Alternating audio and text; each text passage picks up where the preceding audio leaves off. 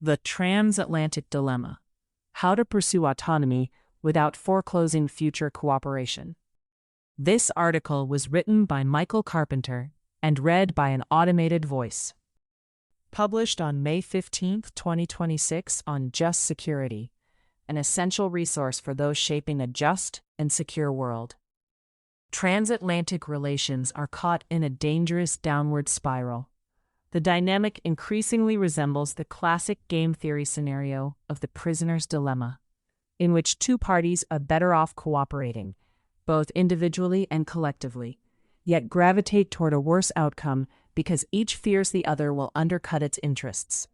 What should be a win-win equilibrium instead devolves into a lose-lose cycle of action and reaction. This marks a profound departure from recent reality.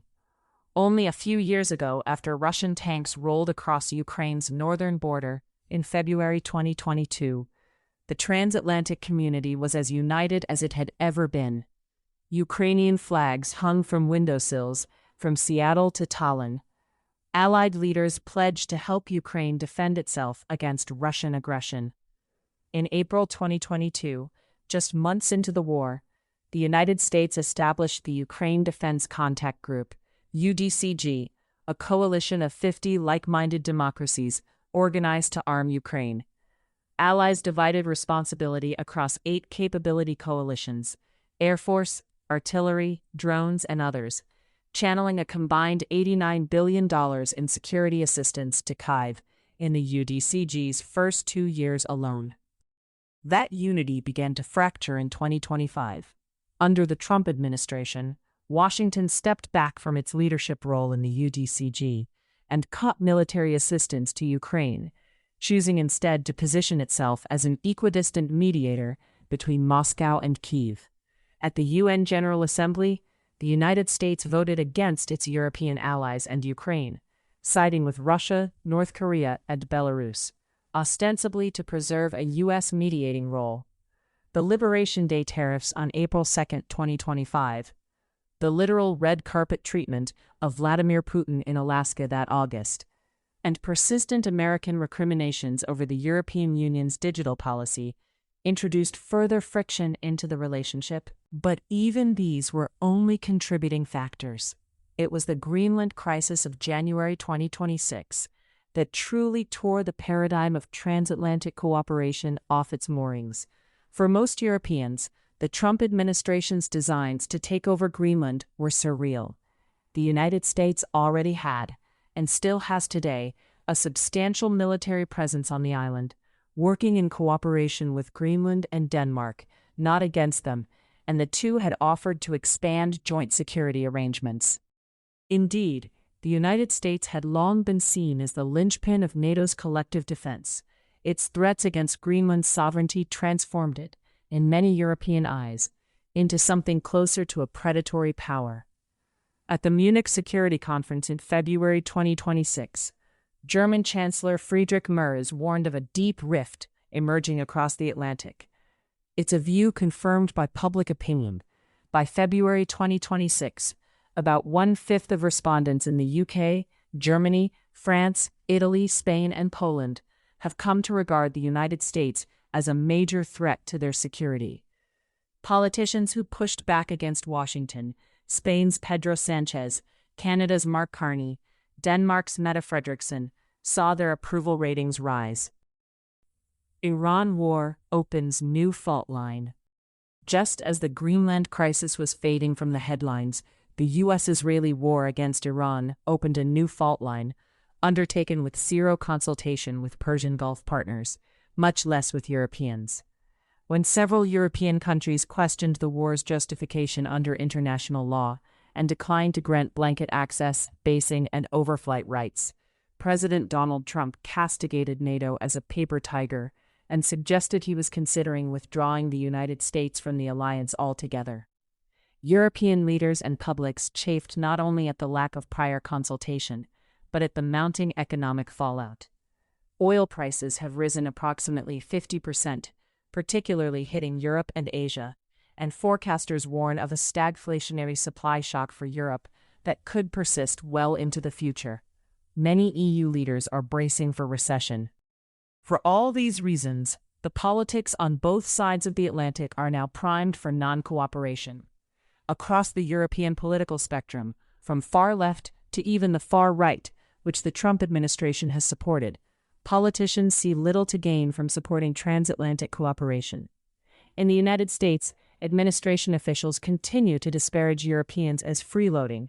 In April, U.S. Undersecretary of Defense Elbridge Colby reportedly outlined options for punishing NATO allies that failed to back America on Iran, including expelling Spain from NATO and reconsidering U.S. support for British sovereignty over the Falkland Islands.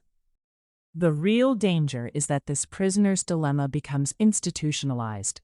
Some policies can be reversed by a future administration, but others will lock both sides into a path of adversarial competition that may prove very difficult to undo.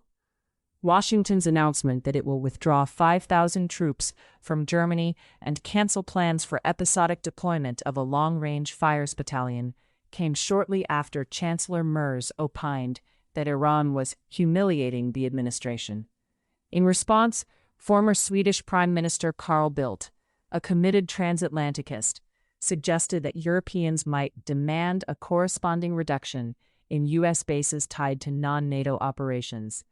That response is understandable as a means of establishing leverage, but it typifies the action-reaction spiral that leaves both sides worse off. If the U.S. reduces its NATO force posture and consequently loses facilities critical to its global power projection, both sides suffer, and the damage is hard to undo. Once an entire military base is shut down and repurposed, it is unlikely ever to be rebuilded. Equally stark is the emerging debate over NATO's command structure. After American officials repeatedly told their European counterparts that Europe should manage its own conventional defense, it is understandable that European capitals would begin exploring what a European-only defense in an Article 5 scenario might look like. EU Vice President and High Representative Kaja Kallas noted at the recent European Political Community Summit in Armenia that the U.S. troop withdrawal announcement shows that we have to really strengthen the European pillar in NATO. French President Emmanuel Macron went a step further, declaring that Europeans are taking their destiny into their own hands, creating their own common solutions. If Europeans genuinely concluded that the United States would not participate in the defense of an ally, this could over time produce demands that the Supreme Allied Commander Europe, SECURE, billet, be filled by a European flag officer rather than an American, that European-only operational plans be developed within NATO or outside of it, and that European-only exercises be conducted to prepare for contingencies without the United States. None of these decisions could easily be walked back. Billets, plans, and exercises create structural path dependencies.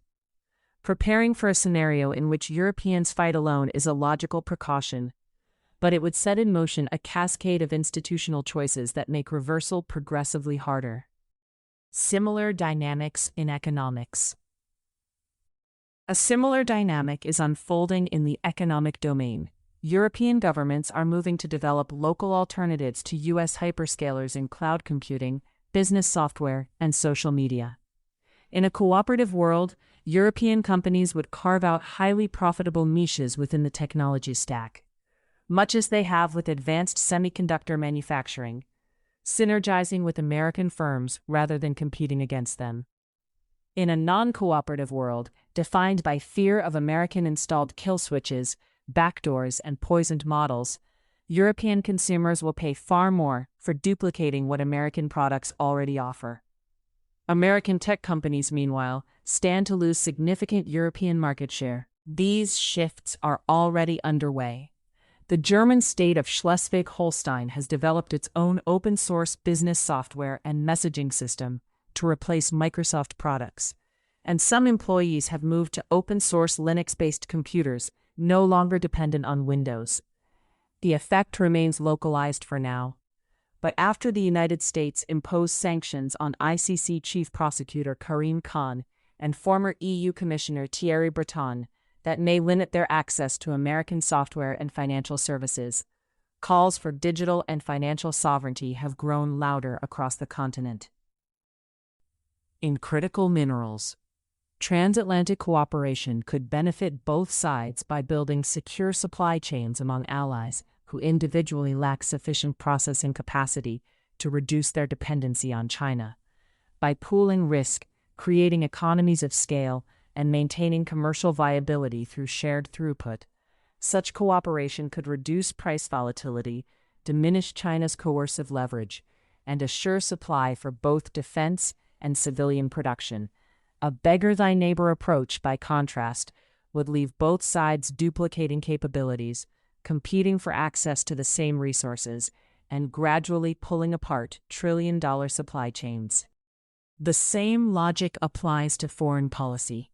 When Europe and the United States act in concert on shared challenges, whether pursuing a durable peace in Ukraine or limiting the spread of Chinese telecommunications technology, their combined weight far exceeds what either can achieve alone.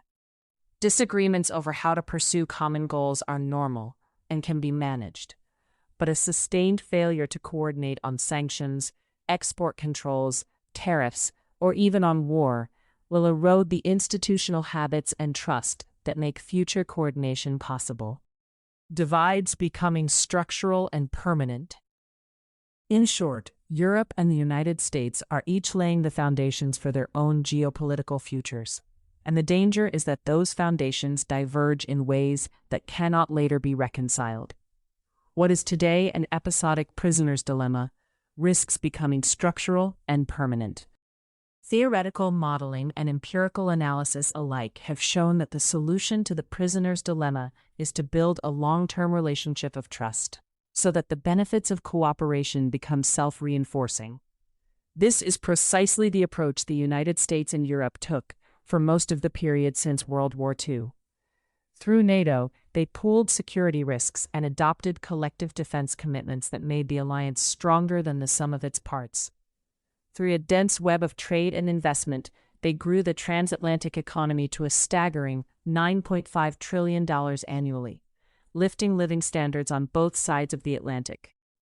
Through travel and familial ties, their societies grew genuinely intertwined. Today, political pressures on both sides are rapidly dismantling the cooperative framework that produced these extraordinary gains, and the cascading effects risk setting in motion a competitive dynamic that could be not only harmful but deeply entrenched for years to come. To be clear, less reliance on the United States and more strategic autonomy for Europe can be good for both sides. More equitable burden sharing in defense is likely to produce a much stronger European defense industrial base. A stronger and more bankable European tech ecosystem will strengthen competition, and eliminating single points of failure will make supply chains more resilient. The key, however, is not to foreclose future cooperation because of current recrimination.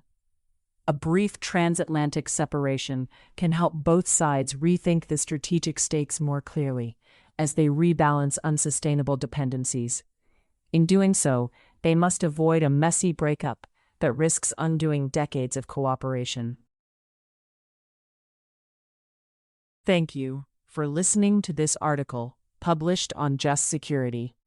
To stay up to date on Just Security's analysis of law, policy, and current events, go to justsecurity.org, subscribe to Just Security on Substack, and follow us on LinkedIn, Blue Sky, Facebook, Instagram, and Threads.